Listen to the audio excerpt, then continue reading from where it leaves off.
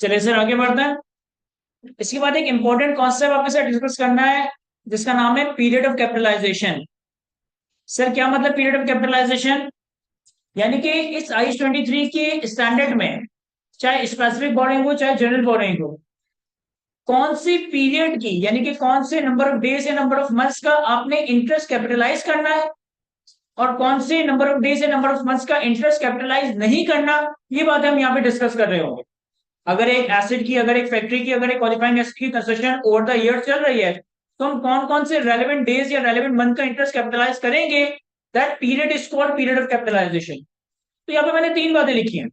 Number one, कब आपके interest की कैपिटलाइजेशन स्टार्ट होगी, कब आपके इंटरेस्ट की कैपिटलाइजेशन परमानेंटली रुक जाएगी, और कब आपकी इंटरेस्ट की कैपिटलाइजेशन टेम्पररीली तौर पे रुक जाएगी। सर हम अपने बोरिंग्स पे इंटरेस्ट कैपिटलाइज करना स्टार्ट करेंगे जब ये तीनों कंडीशंस एक साथ पूरी हो जाएंगी। कहता है capitalisation of borrowing cost should start only when expenditure for the asset are being incurred, borrowing costs are being incurred, and activities necessary to prepare the asset have started। देखो क्या कह रहा है, आसान सी बात कह रहा है उस वक्त आप अपने लोन के ऊपर सूद को कैपिटलाइज करना शुरू कर दोगे जब ये तीनों बातें पूरी हो जाए। Number one, expenditure for the asset are been incurred, यानी कंस्ट्रक्शन के ऊपर जो खर्चा हो रहा है ना, वो खर्चा करना आपने शुरू कर दिया हो। Number two, borrowing cost are been incurred, आपने जो लोन लिया है ना, उस लोन पे आपका सूद लगना शुरू हो चुका हो।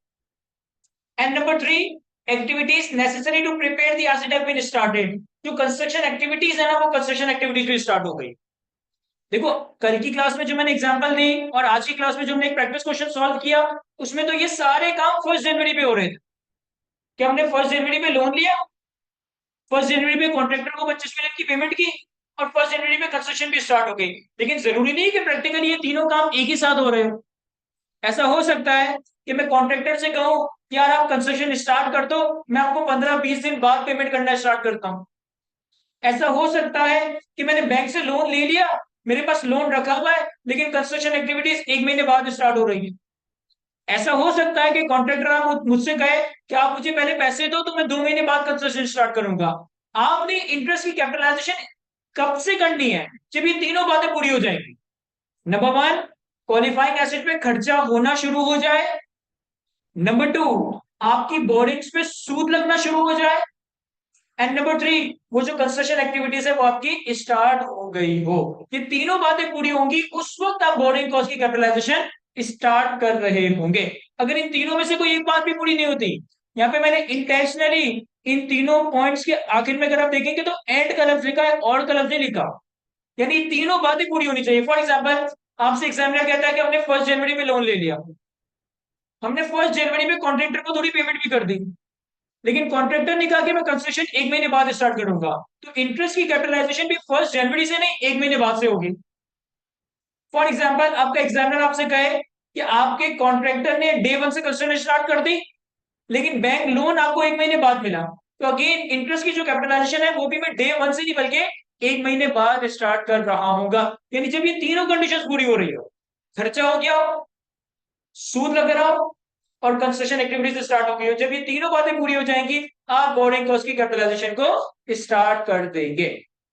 इसके बाद सर बोरिंग कॉस्ट की कैपिटलाइजेशन को हम परमानेंटली रोक देंगे उस वक्त जिस वक्त आपका क्वालिफाइंग एसेट सब्सटेंशियली कंप्लीट हो जाए। कहता है capitalisation of borrowing cost should cease का मतलब है रुक जाना, when the asset is substantially completed, the costs that have been capitalized remain as a part of the cost asset but no additional borrowing cost can be capitalized now। जिस वक्त आपका qualifying asset substantially complete हो जाए। Sir substantially का क्या मतलब है? 100%? नहीं सर, सब्सटेंशियली का मतलब 100% नहीं है, इसको आप अप्रोक्स 90% कह सकते। जिस वक्त हमारा एसेट सब्सटेंशियली यानी कि 90% 95% कंप्लीट हो जाएगा, उस वक्त आप बोरिंग कॉस्ट की कैपिटलाइजेशन को रोक दोगे।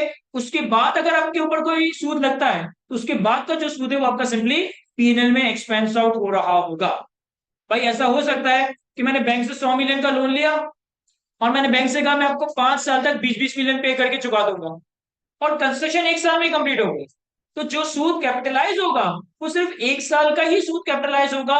वंस आपका एसेट रेडी हो जाएगा, वंस एसेट आपका सब्सटेंशियली कंप्लीट हो जाएगा, उसके बाद जितना भी इंटरेस्ट है ये आपका पीरियड एक्सपेंस है, ये आपका पीएनएल में एक्सपेंस आउट हो रहा होगा। और एक और छोटा सा कॉन्सेप्ट कि आपके बोरिंग कॉस्ट की कैपिटलाइजेशन का वक्ती तौर पे, टेम्पररी तौर पे रोक दोगे अगर आपके कंस्ट्रक्शन प्रोसेस में कोई एबनॉर्मल लेवल का डिले आता है। अगर आपके कंस्ट्रक्शन एक्टिविटीज में कोई एबनॉर्मल लेवल का डिले आ जाए, उस पीरियड में आप बोरिंग कॉस्ट को कैपिटलाइज नहीं कर रहे होंगे। क्या मतलब? फॉर एग्जाम्पल कि हम जब ये कैंपस कंस्ट्रक्ट करवा रहे थे तो 6-8 महीने तक यहाँ कंस्ट्रक्शन चलती रही। 6-8 महीने के बाद सिंध बिल्डिंग कंट्रोल अथॉरिटी वालों ने यहाँ पे छापा लगा के आईक्यू को सील कर दी, और आईक्यू को सील कर दिया और उन्होंने कहा कि भाई आप ये इलीगल कंस्ट्रक्शन करवा रहे हो, अब आप यहाँ कंस्ट्रक्शन नहीं करवा सकते। तो फिर मैं कोर्ट गया, कोर्ट से मैंने एनओसी निकलवाया और 10 जगह पे मुंह दिया, रिश्वत दी। उसके बाद 2 महीने बाद मेरी कंस्ट्रक्शन रिसीव हुई।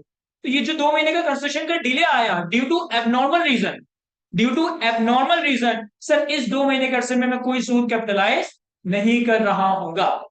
एग्जामिनर ने एक दफा ट्रिक क्वेश्चन किया कि आपकी कंस्ट्रक्शन एक्टिविटी चल रही थी, एक डिसाइडेड था कि भाई इस दिन शुरू होगी इस दिन खत्म हो जाएगी। साल के दरमियान 1 महीने में सीजनल रेन आ गई। मुझे बताएं ये जो सीजनल रेन है, क्या इस पीरियड में इंटरेस्ट कैपिटलाइज होगा या इंटरेस्ट कैपिटलाइज नहीं होगा? सर इस पीरियड में इंटरेस्ट कैपिटलाइज होगा, क्योंकि ये सीजनल रेन थी, ये यूजुअल रेन थी। लेकिन अगर वो कहे कि कोई एबनॉर्मल स्टॉर्म आ गया, अर्थक्वेक आ गया, कोई एक्सीडेंट हो गया और इस वजह से 2 महीने कंस्ट्रक्शन डिले हो गया, अब ये कंस्ट्रक्शन पीरियड जो भी है जिसमें डिले आया है एबनॉर्मल नेचर का, इस पीरियड में आपका इंटरेस्ट कैपिटलाइज नहीं होगा। एक सवाल हम देखेंगे उसमें वो कहेगा कि हम ना एक बिल्डिंग बनाते हैं और बिल्डिंग बनाने के लिए क्या होता है कि हर महीने एक फ्लोर डलता है और फिर 1 महीने तक सिर्फ उस फ्लोर को पानी दिया जाता है। एक फ्लोर डाला, 1 महीने तक उसको पानी देंगे, फिर दूसरा फ्लोर डालेंगे, फिर 1 महीने तक पानी देंगे। मुझे पता है ये जो हर महीने बाद हम 1-1 महीने के लिए पानी देने के लिए रुक जाते हैं, क्या इस पीरियड में बोरिंग कॉस्ट कैपिटलाइज होनी चाहिए या नहीं? होनी चाहिए सर, होनी चाहिए, क्योंकि पानी देना कंस्ट्रक्शन प्रोसेस का एक नॉर्मल इवेंट है, ये कोई एबनॉर्मल इवेंट नहीं है। अगर कंस्ट्रक्शन एक्टिविटीज में कोई एबनॉर्मल नेचर का डिले आ जाता है, गवर्नमेंट की तरफ से कोई बैन लग जाता है, कोई आपका कंस्ट्रक्शन मटेरियल एबनॉर्मल नेचर में डिले हो जाता है, कोई एक्सीडेंट हो जाता है, कोई ऐसा वैसी रीजन हो जाता है, तो अगर कंस्ट्रक्शन पीरियड में एबनॉर्मल नेचर का डिले आएगा तो उस पीरियड की बोरिंग कॉस्ट कैपिटलाइज नहीं हो रही होगी। क्या लिखता है यहाँ पे? Capitalisation of borrowing cost should be suspended if development of the asset is suspended for an extended period of time। अगर qualifying as in construction extended period of time due to abnormal reason रुक जाती है, delay हो जाती है, तो इस period में आप बोरिंग कॉस्ट कैपिटलाइज नहीं कर रहे होंगे। अब एक जुमला लिखिए अपने पास, रोमन इंग्लिश में लिखे हैं।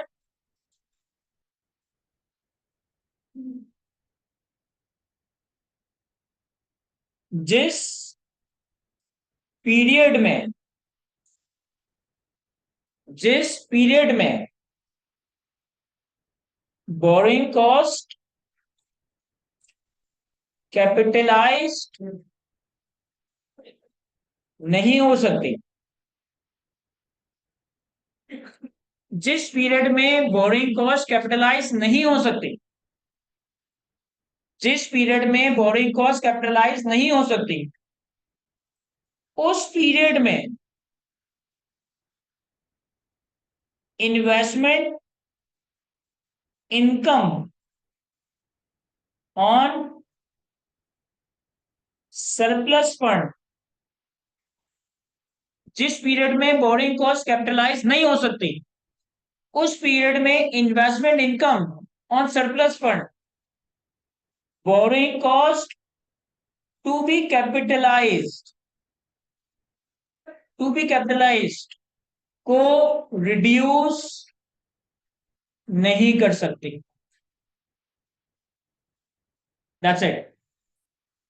जिस पीरियड में बोरिंग कॉस्ट कैपिटलाइज नहीं हो सकती, उस पीरियड में temporary investment income borrowing cost to be capitalise को रिड्यूस या कम नहीं कर सकती। बहुत ही लॉजिकल सी बात है। फॉर एग्जाम्पल, मैंने 1 जनवरी पे कंस्ट्रक्शन स्टार्ट की, 31 दिसंबर पे कंस्ट्रक्शन कंप्लीट हो गई। मैंने 1 जनवरी पे कंस्ट्रक्शन स्टार्ट की, 31 दिसंबर पे कंस्ट्रक्शन कंप्लीट हो गई। साल के दरमियान में 15 दिन ऐसे आए थे जिसमें गवर्नमेंट ने आके मेरी प्रॉपर्टी को सील कर दिया। अब इस 15 दिन का जो सूद है, इस 15 दिन का जो सूद है वो मैं कैपिटलाइज नहीं कर सकता। इन्हीं 15 दिन में अगर मैंने सरप्लस फंड को इन्वेस्ट करके कोई इन्वेस्टमेंट इनकम कमाई है, तो ये इन्वेस्टमेंट इनकम भी बोरिंग कॉस्ट ऑफ कैपिटलाइज को रिड्यूस नहीं कर सकती। ये इन्वेस्टमेंट इनकम भी आपके पीएनएल में चली जाएगी। सिंपल सी बात बताइए, जिस पीरियड में बोरिंग कॉस्ट कैपिटलाइज हो सकती है, उसी पीरियड में इन्वेस्टमेंट इनकम बोरिंग कॉस्ट में कैपिटलाइज को रिड्यूस कर सकता है। जिस पीरियड में बोरिंग कॉस्ट कैपिटलाइज नहीं होगी, उस पीरियड की इन्वेस्टमेंट इनकम बोरिंग कॉस्ट में कैपिटलाइज को रिड्यूस नहीं कर रही होगी। क्या ये बात समझ आती है हमें? किसी को कोई सवाल? एक आसान सा कॉन्सेप्ट, एक आसान सा सवाल देखते हैं इस कॉन्सेप्ट के ऊपर।